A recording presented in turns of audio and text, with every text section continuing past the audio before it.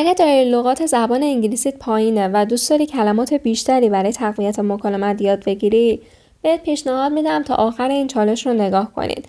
چون تو این چالش ما هر روز 3 کلمه بسیار کاربردی که تو هر سطحی به دردتون میخوره رو با جزئیات و مثال یاد میدیم تا قشنگ ملکه ذهنتون بشه.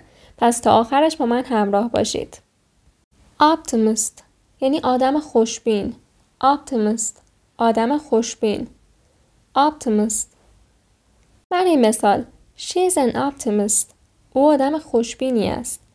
She's یا she's یعنی او هست. او مؤنث. An optimist یک آدم خوشبین. She's an optimist. او آدم خوشبینی است. Trustworthy یک صفته یعنی قابل اعتماد.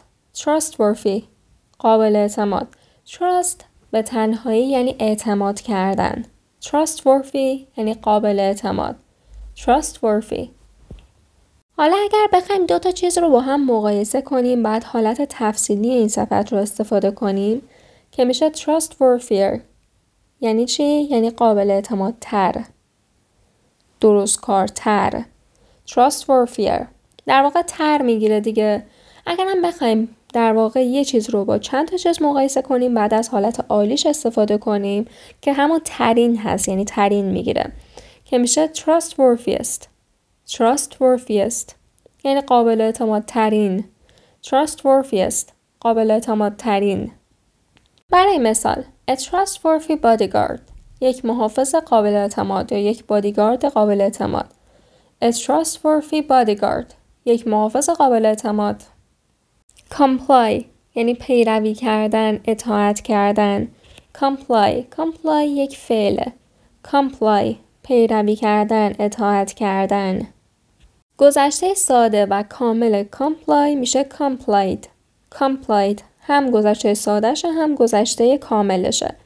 complied. برای مثال The pilot complied with instructions to descend. یعنی خلبان از دستورالعمل‌ها پیروی کرد تا فرود بیاید.